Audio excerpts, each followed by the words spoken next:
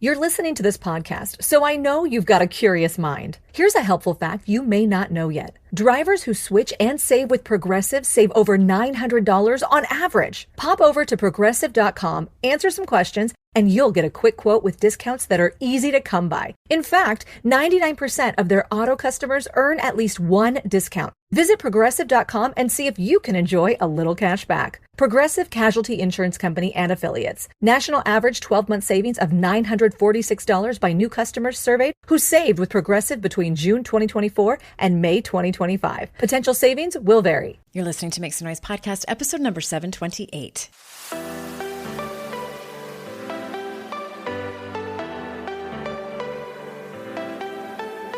Welcome to Make Some Noise podcast, your guide for strategies, tools, and insight to empower yourself. I'm your host, Andrea Owen, global speaker, entrepreneur, life coach since 2007, and author of 3 books that have been translated into 18 languages and are available in 22 countries.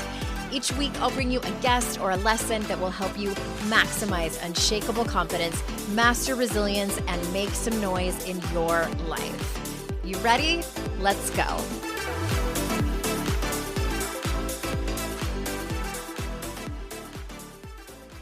Hello, everyone. Welcome to another episode of the podcast. I am so glad that you're here. Partly I'm glad you're here because I have taken a couple weeks off, haven't I? I have been doing a lot of organizing over here and reevaluating, and also I'm moving. Big secret. I'm moving, speaking of secrets, I'm moving into King Secret. David, also known as Dr. Fox, we've decided to move in together. I know, big step in our relationship.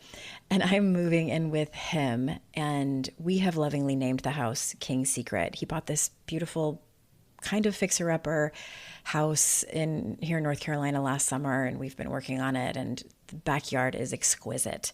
I post a lot about it in my Instagram stories. Anyway, I've been really excited helping him with this house, and we are creating a life together.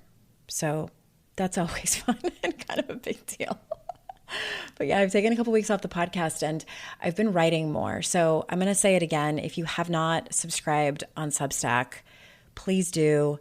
I don't know if you're a follower of Substack. If you're not, it's really, really great over there. It's like a blogging platform meets a social media platform. So even if you're not someone who creates content over there, I highly encourage you to go over there and find some of your favorite writers because they're probably over there writing on Substack like me.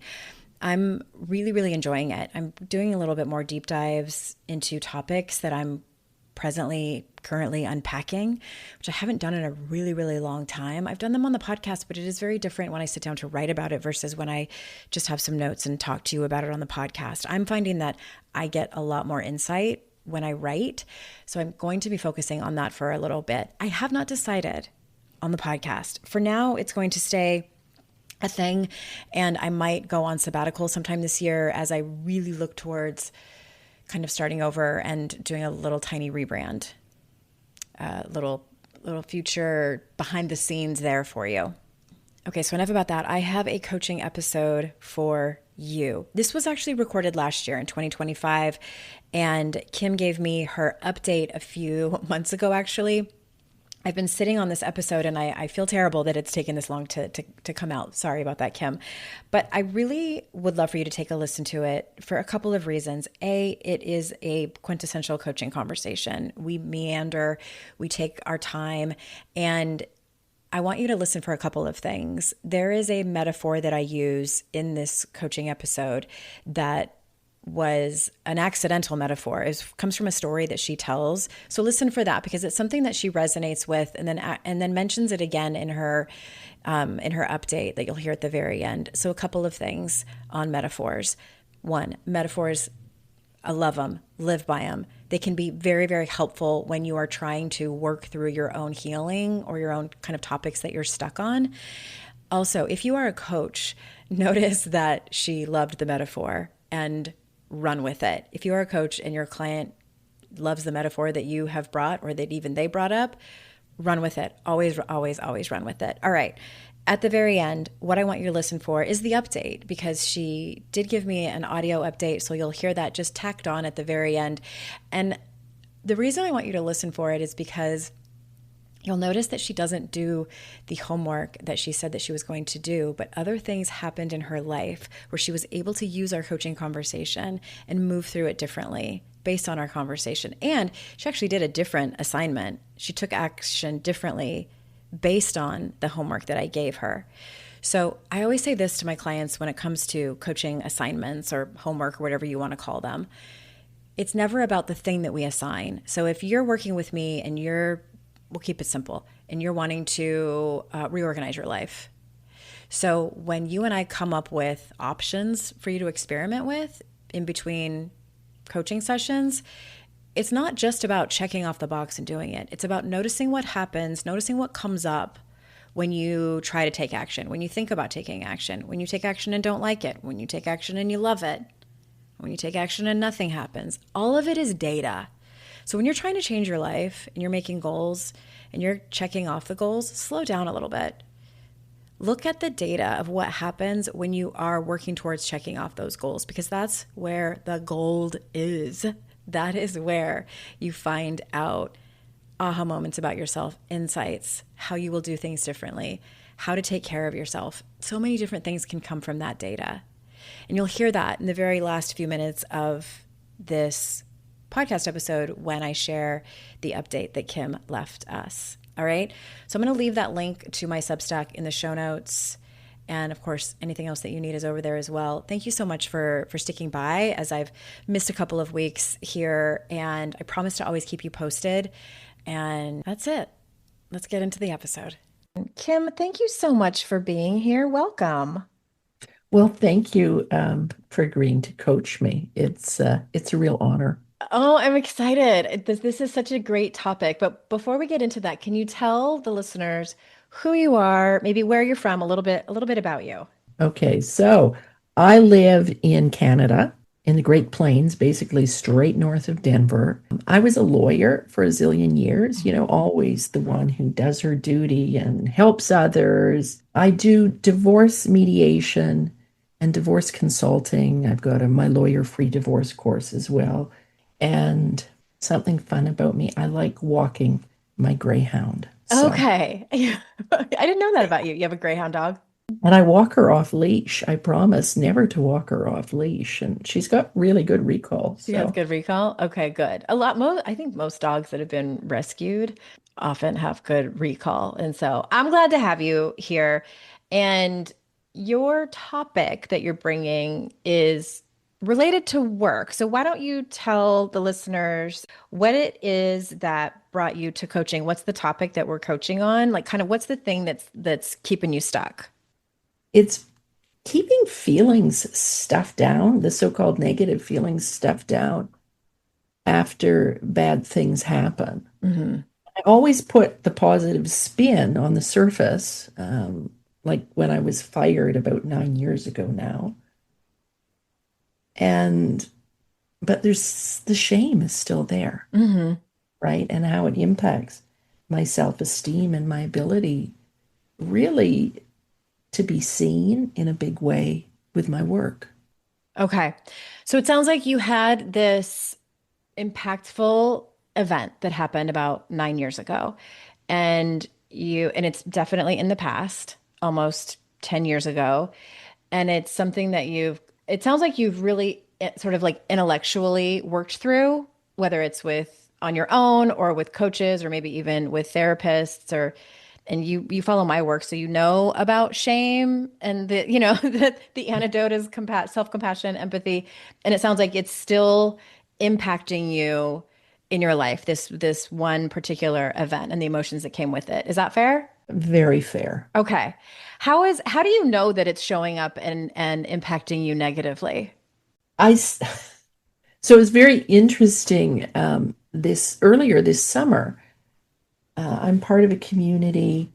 One of the people reached out for help in creating a facilitation agenda for CPAs. Mm-hmm.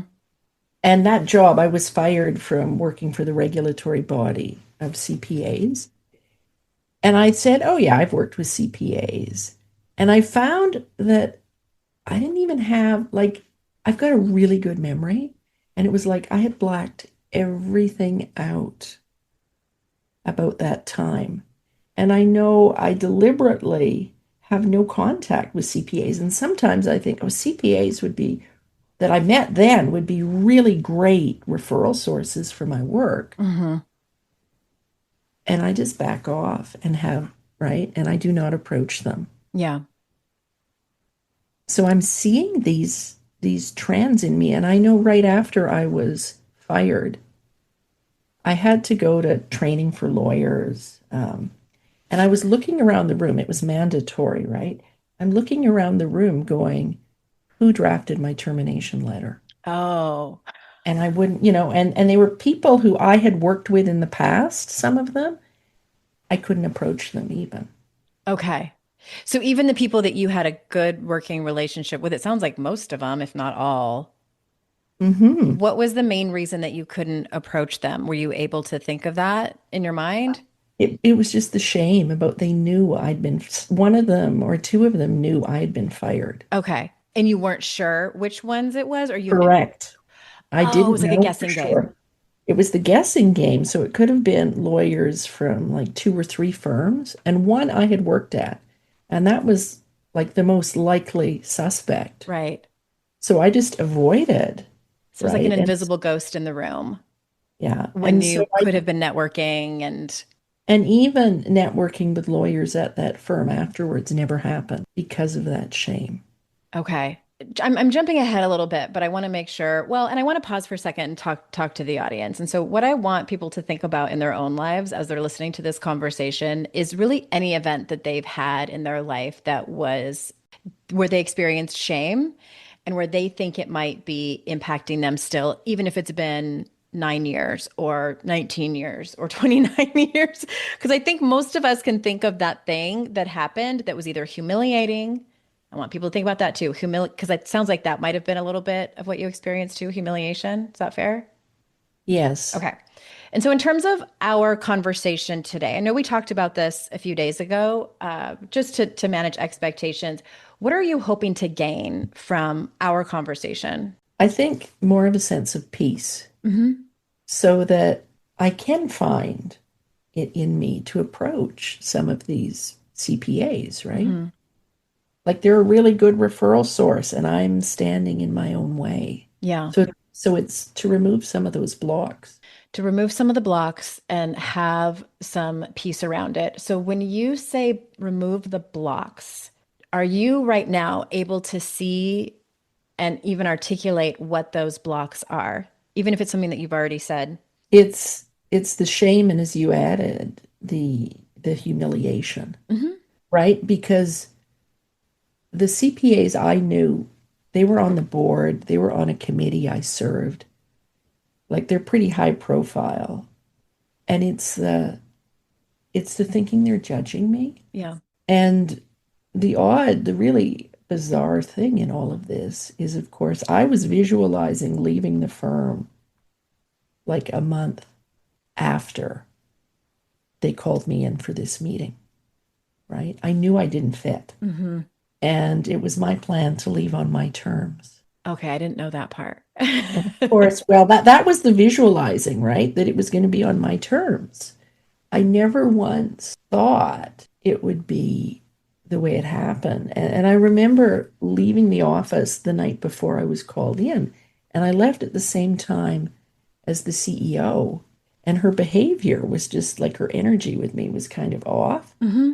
And I had this thought, I wonder if I'm going to be fired. And then it was like, no, no, no, no, you're catastrophizing. Let it go. Yeah. And indeed, the next morning, I was called in for this meeting. So it was the next morning. Uh-huh. So it sounds like there's also an element at play that your intuition was speaking to you pretty much the whole time, Hmm. quietly, as intuition does. And you either dismissed it or didn't dismiss it and just kind of waited around to see what happened. And then what happened did happen. Is that fair? Hmm. And knowing that, does that add to the feeling of shame, or are you judging yourself for not listening to your intuition and taking different action? Where are you landing with that? I'm really judging myself for not taking more action on it. Okay. Okay, truth is, I spent a few years chasing health trends that came along. Whole30, even counting macros, never again. And every single time, I'd white knuckle it for a few weeks and then completely crash out because it was exhausting and the food was boring and I felt like I was punishing myself. It's a certain kind of suffering when you're doing that, and it's certainly not wellness. What actually changed things for me was Green Chef. I recently made their pistachio crusted sockeye salmon, and I remember thinking, okay, this is what healthy eating is supposed to feel like. Effortless, right? Like I'm taking care of myself instead of disciplining myself. Every week, Green Chef sends you over 40 recipes made with organic produce and responsibly sourced proteins. You can choose what fits your life, Mediterranean, high protein, or their new longevity line built around brain and gut health. And if you want real support beyond the plate, they include free, unlimited one-on-one nutrition coaching. I think this is an amazing opportunity to take advantage of. Head to greenchef.com/50noise and use code 50noise to get 50% off your first month, then 20% off for 2 months. That's code 50noise at greenchef.com/50noise. This show is sponsored by MIDI Health. Menopause is having a moment, and honestly, good. Celebrities are talking about it and building companies around it. Menotalk is a thing on TikTok, and I am here for all of it because for way too long, this was something women whispered about like it was shameful, like our own bodies were something to be embarrassed by. Here's what I know. When women finally get permission to talk about something, they can talk about it loudly. And the doctors and clinicians at MIDI Health have been waiting for the rest of the world to catch up. MIDI Health is the only virtual care clinic for women navigating perimenopause through menopause, created by women for women. Their clinicians are hormone-trained specialists who actually listen. No more being told it's all in your head. No more being handed a pamphlet and sent home. They'll work with you on a customized care plan using safe, effective, FDA-approved treatments, both hormonal and non-hormonal, and visits are covered by insurance. Menopause isn't a trending topic at MIDI Health. It's their entire reason for being. Book your first virtual visit today at joinmidi.com. That's joinmidi.com.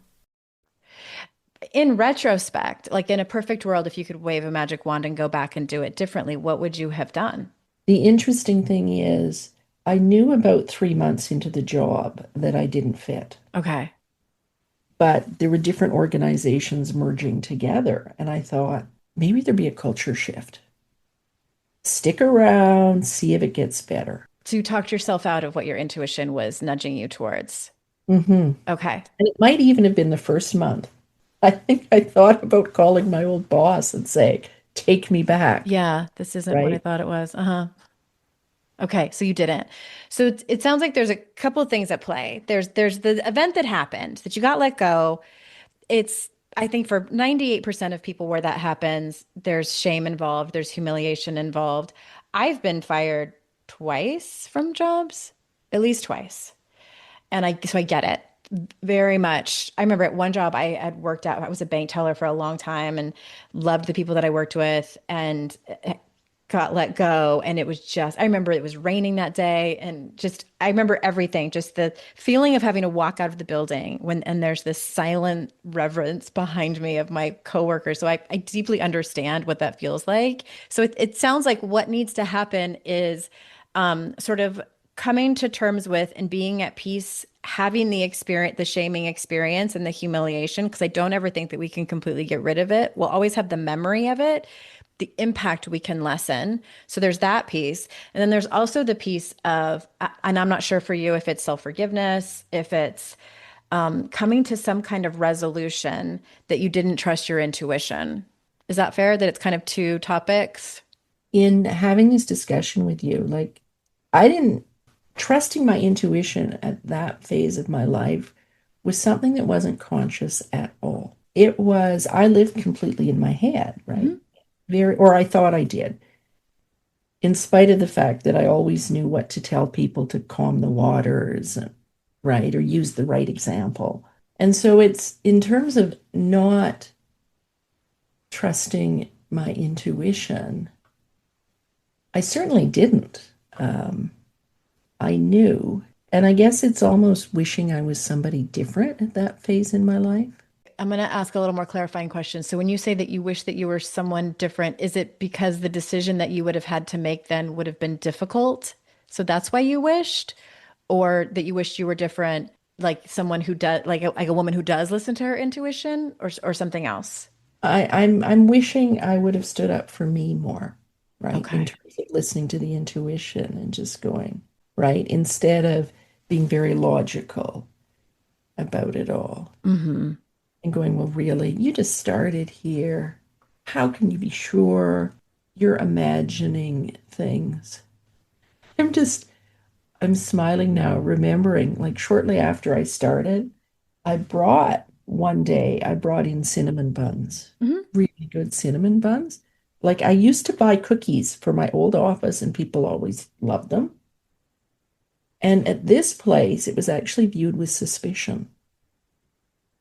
Like I was trying to curry favor, was like, why did you do this? Mm. I think Okay. was actually asked of me. So, like, I knew, and yet I chose not to see. And that's where I'm beating myself up. Okay. And that's where it leads me to second guess. Can I really trust me? Mm-hmm.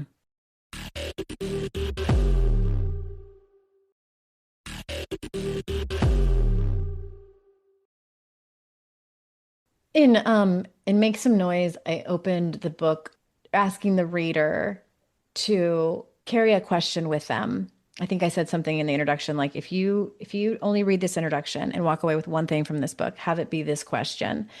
Anytime you're faced with a decision or confusion about, which direction to go in terms of healing, ask yourself the question, what is my conditioning versus what is my truth? And it sounds like you ignoring your intuition that day, even that clue that the people were suspicious, they were questioning your motives for cinnamon rolls, and your intuition is saying these might not be your people, Kim. Like this might not be the right environment for you, and you chose to make excuses for them, and oh, I just started that type of thing. Do you see where your conditioning was at play during that time versus your truth? Yes, because it was this, do your duty, you've made the commitment, the conditioning, right? Yeah. Okay. So say more about that because you mentioned that in your initial application to come on, you said, and I want to read your words because that jumped out at me and I asked you about it. You said a resolution would look like a sense of love that empowers me to play in being me instead of putting duty first. So say more about the duty first. Well, I mean, I was raised on a farm, very involved in chores, and you do your work. So You're strong work ethic from a young age. Uh, huge, yeah. even at the expense of you. Okay. Like, I remember once I was the only one home and there were chores to do, and I had the flu, like I was vomiting. Mhm. Well, I had to go to the barn and do the chores, and I remember vomiting on the barn floor and then lying on the Oh my barn floor gosh. Yeah. to kind of, okay, I can do this, right? So it's you make a commitment, you stick with it, and the conditioning is really I come last. Yes. So like and if we could look at it even more closely with that example that you gave, that your body's cues literally telling you that you are ill and need to rest are secondary, and that your job, and at that time of your life it was helping on the farm, that Mhm. comes first is more important than anything. Yes, And your reward was what when you complied? I was part of the family, right? Mhm. Like it was recognition, Yeah. hard work. Survival, Yeah, survive. safety. It was all right. That was part of it. Yeah, the reward was being accepted, safety, love, approval. What do you make of what I just pointed out and like that last part of our conversation, your conditioning versus your truth, and what it has to do with what happened 9 years ago? Well, I mean, the conditioning was the reward, of course, for staying was the paycheck. Okay. Mhm. And also, there's a certain cachet to being a lawyer. And it was a job that let me do some mediation. So I saw that job in part as a stepping stone to the work that by then I wanted to do in the divorce area. And so there's really a direct connection, the conditioning coming before me, Hmm. right? Like it was always the duty over what what really spoke to my heart, right? Like even the cinnamon roll example, I was just wanting to be kind Right. because that's who I am. Because cinnamon rolls are delicious. Well, and exactly, right? Like, and the office had flooded that day, and I thought people need to pick me up. Yeah. Pick me up would be great. Right. I'm gonna kind of take a couple steps back and like kind of paint the picture that we just talked about. Because I think that sometimes, and I do this too, like in retrospect, when we look back at quote unquote mistakes that we have made, missed turns, missed opportunities, anything like that. When we do this type of work, when we are surrounded by personal growth, sometimes we look back at our previous mistakes with you know, and are hard on ourselves because our expectations are pretty high of how we should have behaved. Because we know better now. And sometimes we say, like, I did know better. I knew that I should have listened to my intuition and I didn't. And personally, I'm not a big fan of the quote, when you know better, you do better. Because sometimes I know from personal experience, I have known better and not done better because I was afraid or because I wasn't totally sure of the outcome or because I didn't have all the information I thought that I should have. Like, we don't always do better. And I see this a lot in my clients in that the beating yourself up for not doing the thing that you now know was the best course of action. And so if you look at it like as you just sort of explained it, you were in a situation where the outcome that you had planned, if everything went well, you would have been able to open up this particular niche in your career, working with this niche around accounting, CPA, that those people. It would have allowed you X, Y, and Z to move up to exactly where it was that you wanted to go, right? So if everything would have gone great, yes. So you were doing the thing that you had planned to do and that you felt was the next right thing. And you got a wrench thrown at you. You got a wrench thrown at you. It was like, surprise. What are you going to do with this? The universe is like, Kim, I got a lesson for you. What are you going to do?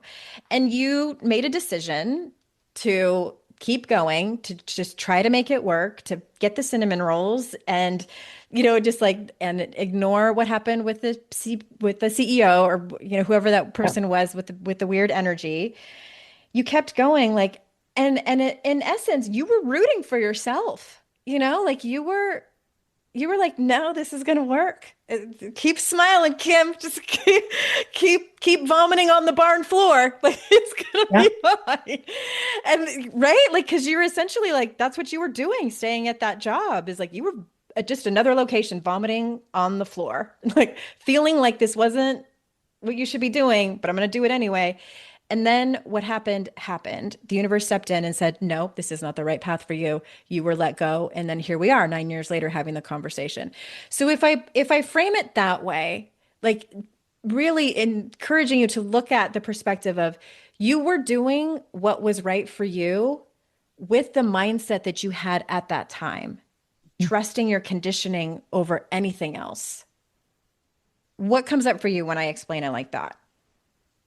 It's freeing, right? And recognizing that my conditioning kept me safe for an earlier version of me. And it was around the time that I worked with them that I started on the personal development Interesting. path, right? Like I was fired in November and I'd been to Breakthrough to Success with Jack Canfield in February. Oh, you're kidding. So it's all tied together. But when you said you were just vomiting on a different floor, And yeah, I was. Hmm. Yeah. And I love a good metaphor and I love a funny metaphor. So that's a good one. It's interesting to me too, how things tend to fall into place. Things like that happen to you can be real catalysts for your growth. And sometimes they don't wrap up in 6 months. Like I'm just wrapping up, and I feel like I use the term like I feel like I can't land the plane with this one traumatic topic that I have. For me, my traumatic event happened in '06, and we're having this conversation in 2025. Just in 2024, 2025, I feel like I'm landing the plane, and it took years of therapy. It brought me to plant medicine, and like finally I feel like the things have gone come into place. I say that too because I also wonder for you, yes, coaching and talk therapy is great for you to see different perspectives, for you to get cool metaphors. And at the same time, when we have traumatic events, it lives in our body. Our cells hold on to the story. And so my question then becomes, what have you done, if anything, thus far to work on any kind of somatic work in terms of your nervous system and things like that? And it's fine if your answer is nothing. No, no. I mean, I do breath work every Okay. day. That's been about the last 4 months. I'm a Miracle Morning app person, and I've done therapy over the years and different things. Okay. I really like what you said about vomiting Okay. Well, let's go on back the there. floor. Tell No, me because, what it is about that you feel drawn to. well, because I'm a curious person, Mhm. and it's such a visual Mhm. question to ask myself, Kim, are you just vomiting on the floor here? To get at the heart of doing things. Because I still in my work, like I can work with really, really tough cases. And I've started saying to myself, Kim, just because you can doesn't mean you have to. Okay. And I like the vomiting on the barn floor because it's like it is so like Mhm. powerful, right? Way better than Kim. Really? Like, do you want to do this, right? Mhm. That between the conditioning, because the barn floor is the extreme. Yeah. Like it was nuts, You were very unwell. but still, Yeah. and then lying on the barn floor going, oh, just have to get the energy to get back to the house. Well, and I think it's also a powerful metaphor because in both instances, if we're talking about a much younger you with the flu, should not be on your feet at all, let alone doing difficult, physically strenuous barn chores. And a grown woman, you in a job where essentially also your body is telling you you are unwell, different kind of unwell, Mhm. but both instances you pushed through. Well, and what I'd shared with you before, of course, was that job was when I ended up discovering I had a 10 millimeter gallstone in my bile duct. That's right. Yes, I know about that, but the listeners don't. So you want to briefly And tell us about that illness? so that was about 18 months before I was fired. And, I was jaundiced. My urine was almost the color of tea. Like in Canada, usually you have to wait for medical procedures. Hmm. I went to emergency and they tried to remove that gallstone the same night. Okay, it was urgent. Like it was way urgent. And the gallstone was too big. So they put a stent in and they sent me home. Now, this was the Thursday before Good Friday. And I go back to work on Monday because we've already established that I vomit on the barn floor. Right. Because we'd had to postpone this meeting where decisions had to be made and I was giving the reports. So we rescheduled that meeting for the Wednesday. So I present my reports and I remember like I couldn't even sit. I was in such pain. And I'm shaking and I'm standing delivering my reports. We're done at noon. I phoned my husband, take me back to Emerge. Hmm. So I get another procedure and they can't get the gallstone out. And they make me promise they're going to admit me unless I promise to remain flat on my back till I can have this more advanced procedure the next Tuesday. So then I actually said, okay, I won't do anything, Mm-hmm. Okay. right? But my body was screaming at me, hello. And did I take enough time to heal? Of course I didn't after that. Hmm. And then I had my gallbladder out, I think, less than 2 months later, Okay. The right? whole organ you had taken out, not just the Yeah. gallstone. Okay. And in the Canadian medical system, all of that, like it was urgent, way Mhm. urgent for me to be treated like that. Okay. Okay. That's your indication. Like how quickly they get you in. That's your indication of how bad it was. Yeah. Here's what I'm seeing about the story you told about the gallbladder, all of it really, is that okay, so at the end of the day, all of us, all humans, our primary what we're looking for is safety. And of course, this is unconscious. We're constantly scanning for safety, whether it's in situations, people, decisions to make, things like that. This is like why we smell food before we eat it. We're looking for safe. Is this safe? And so when we're having conversations about trusting ourselves as grown women, and we have come to a point in our life where we're like, I don't think I trust myself. I've never worked on it, and noticing patterns in my life where I've self-abandoned.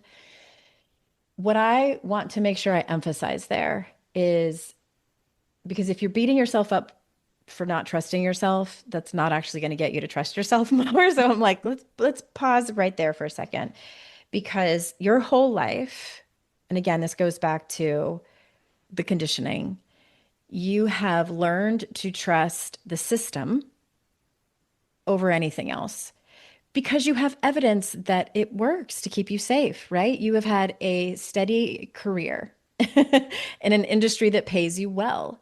You have that kind of evidence that your safety is in the quote unquote in the system. You don't have a whole lot of evidence that safety is within trusting your intuition and making decisions that some people might think are crazy or that you think are crazy because you're trusting your intuition and not the system. Mhm. What do you think about that? It rings true, right? It really rings true. That yeah, that was my life. Trusting the system worked. Hmm. It works until it doesn't. Yeah. It works until it doesn't. That's one of my favorite expressions from actually the rooms of recovery and 12-step programs. Um, it's what I talk about a lot and how to stop feeling like shit. All of those coping mechanisms, they work until they don't. And when they don't is when you end up feeling like shit. You keep thinking, what's wrong with me? Why can't I do this right? Why do I keep behaving in these patterns that I don't like? It's because you've followed the rules that were handed to you. And really like the only option that was ever handed to us was to trust the system more than ourselves. So I say that in hopes that you are able to move from a place of self-judgment into a more consistent place of self-compassion and grace, because that's really the path that any of us need to be on if we're going to start to release the impact of shame. Well, and even as we're having this conversation, I mean, I'm thinking about as a lawyer, right? The system was you don't put yourself out there. You don't put out there what you're doing, right? And so that's one of the challenges with some of the unique programs I have. I know they're good. And as you were talking about trusting the system, I'm like, oh, I see a connection here. Mm-hmm. Say more about that. Well, without knowing it, like it's knowing it at an intellectual level, but then it's feeling it and Right. going, oh, this is right. Like that's what I've known. That's the system that worked. Mm-hmm. So it's a scary, scary thing at an intellectual level to go try something else, you Right. know? Like you should be singing from the rooftops what you do. Your nervous system is not going to like that. I like that for you. Your higher self likes that for you. Yeah, The I've listeners like that for you, but your nervous system drives the bus, always in charge. We're just passengers. Your and nervous so it's system's afraid. right, it's doubling down on the self-care Mhm. practices. Okay. I was just about to ask you, like, what do you think is next for you in terms of like exercises for you to do? I think it's doubling, like the self-love is a huge piece, right? And I think actually, like, even that I'm at a point where I'm having these realizations today says what I'm doing is working. Okay. This episode is brought to you by Prime. What if you had one more chance with the one that got away? Sam, you came home. Based on the best-selling novel from Carly Fortune. Every year after follows childhood friends Sam and Percy as they reunite in the dreamy, nostalgic lakeside town of Barry's Bay. Love can be hard to find. So if you're lucky enough to find that person, never let go. A second chance at first love. Every year after. Streaming June 10th, only on Prime. Study and play come together on a Windows 11 PC. And for a limited time, college students get the best of both worlds. Get the Unreal College Deal. Everything you need to study and play with select Windows 11 PCs. Eligible students get a year of Microsoft 365 Premium and a year of Xbox Game Pass Ultimate with a custom color Xbox wireless controller. Learn more at windows.com/student offer. While supplies last. Ends June 30th. Terms at aka.ms/collegepc. I do think I am on the path. And if I find myself vomiting on the floor a lot, it's like, okay, coaching time now. Like you don't need, it doesn't have to be logical, right? And I have a couple really good friends and we chat. We've got a call scheduled like every 2 weeks, right? So there's different things. And I will ask them to monitor me. Okay. Am For I accountability. vomiting? Yeah. Am I vomiting on the floor too much? Yeah. Okay. I think that's a great idea. So just sort of like run with the metaphor and pay attention to other areas where you're vomiting on the floor, because there's probably other areas. And then if I could offer a suggestion too, I would love for you to practice something around saying yes to things that your intuition is nudging you towards that are small. So for example, if you want to, I don't know, say your partner or your friends want to go to the same cafe that you always go to and you really want to try that other one, say it out loud that you want to do that. Or if you want to rest and you do have a lot of work to do, rest anyway, even if it's uncomfortable. So it's like these small increments of trusting your intuition, trusting your body's cues, especially when it feels uncomfortable. Could you do something like that? I could. Okay. And then so when you said double down on the self-care, what else does that include for you? Well, one of the things I've started again when I feel called to do it as part of my morning journaling is having conversations with my great grandmother who died in 1920. This written conversation, right, is for me, it's a real act of love, right? And I notice the sensations in my body after I do it. And it's not about doing it every day, but it's about asking every day, oh, we got something to say to each other, right? Adding that into the miracle morning and the breath work and the walking my dog. I love that. And my suspicion with you is that, and I think that this is like many people listening, and I know this from my own experience, it's been similar. We have these sort of big, tangly things that happen in our life. You know, they can be big T trauma, little T trauma. And we look to different modalities to try and heal them, right? And then we have expectations of what that healing should look like. This is why I ask on the coaching application to come on the podcast, like, what are your expectations? Like, what are you hoping to get? And then most of the time, the answer that I receive is something that would take probably years to accomplish. The expectations are really high. And I love that. Listen, I love a big goal. I'm always going to vote for a moonshot goal. And at the same time, what I know to be true is that what usually is the thing that makes us feel healed, whatever that is these small increments that happen over time. Sometimes it's years. So it's, one conversation with me. It's several conversations with your friends holding you accountable. It's the breath work. It's the aha moment you're going to have writing a letter to your great great grandmother. It's like all these small things where then, and eventually, I don't know, in another year, 10 years, maybe you suddenly realize maybe you're at a networking thing and your eyes fall on somebody from that firm and you realize you don't have the physical impact that you once did. That's usually what it looks like. It's more quiet and subtle over time. And I say all that to encourage you to keep going with these things. And one more thing I want to offer that might help. I'm a firm believer that intention setting is huge. And if you can get in the habit of it, amazing. So whether you set an intention every Monday when you walk your dog or every day, something like on this walk, I hope to pay attention to the subtleties of, whatever. Just intentions allow you to start to be open to trusting something other than the system, something outside of you that is bigger than you and more of like a spiritual connection. What do you think of that? I think that's brilliant. Okay.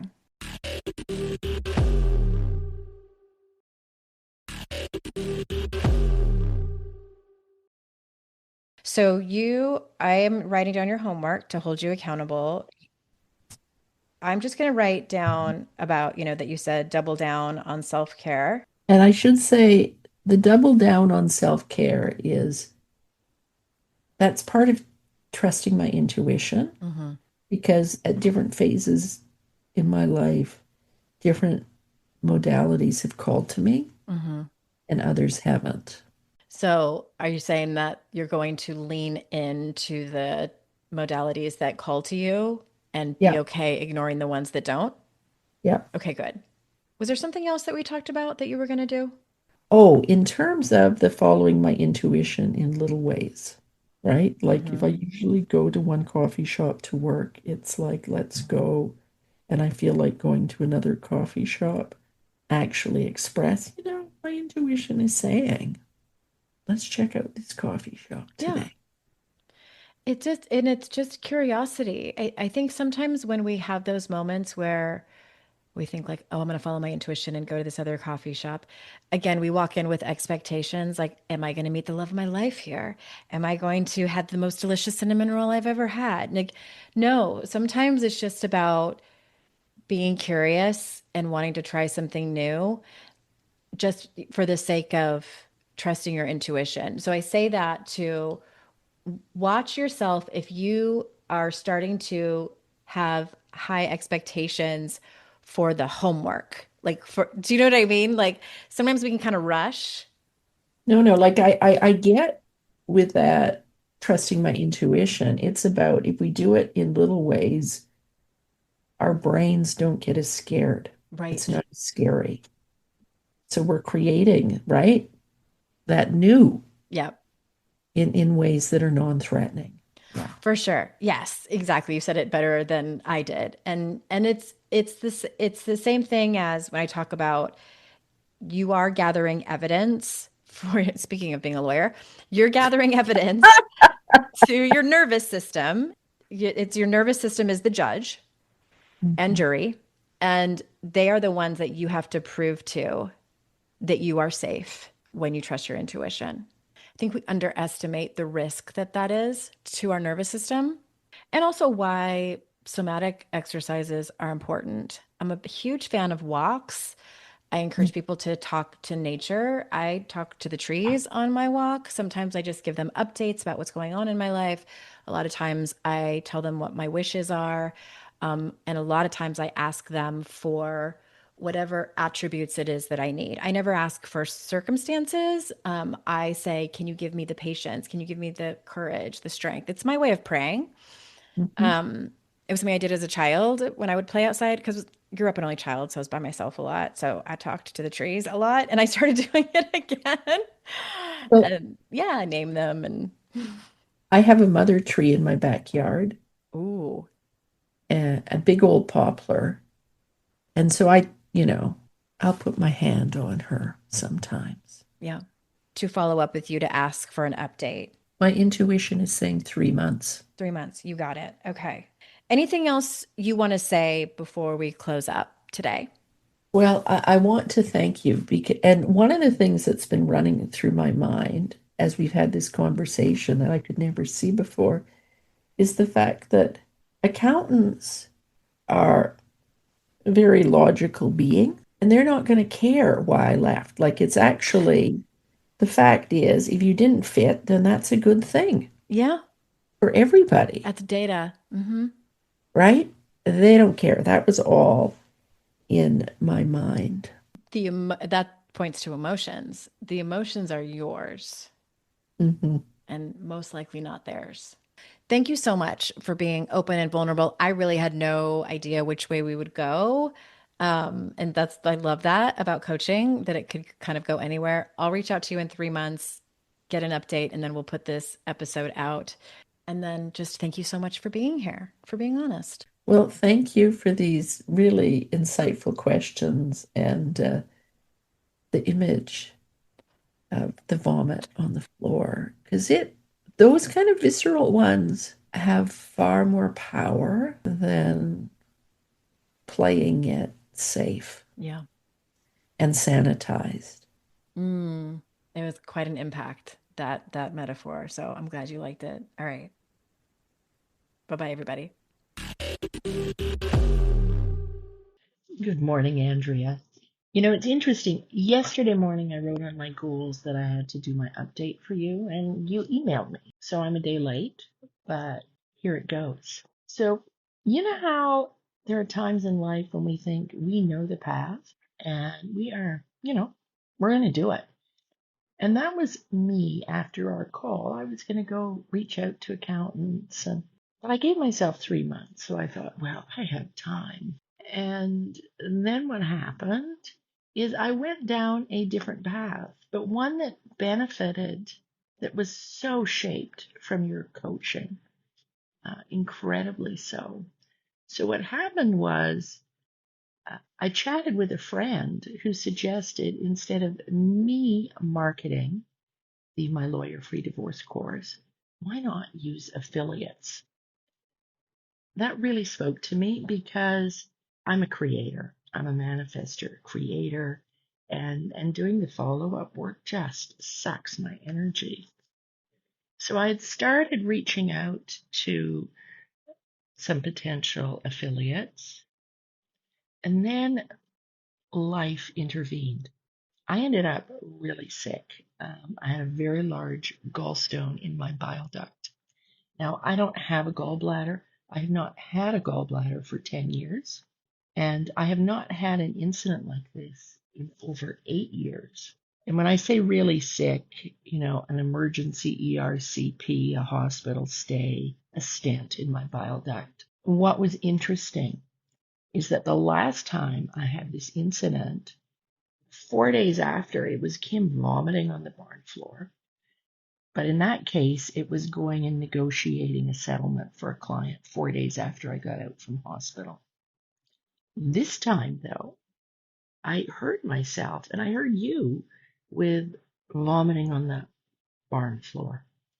And I decided I'm not going to do that this time. So as I was recuperating every morning, I would look at my schedule and go, yeah, I need this meeting. No, these three can go. And I rescheduled. And then I got sick again and needed another ERCP. So I had to already rescheduled mediation sessions. I did it. The first time I didn't feel badly at all. It was like, no, I'm taking care of me. The second time, some old stuff came up, but I still did it. I put me first. And then, I passed a kidney stone all in 5 weeks. And the other interesting thing is I got headhunted for a job fixing land titles problems because that's what my master's degree is in. And I said yes to working half time. And in that role, I'm chatting with accountants. So our conversation had a tremendous impact on me. And even to the point where I'm thinking about my business and going, I should find a partner who really likes to multiply things, to take this concept and move it forward. So this is where I'm at. So I'm a half-time employee. I'm doing my mediation work half-time.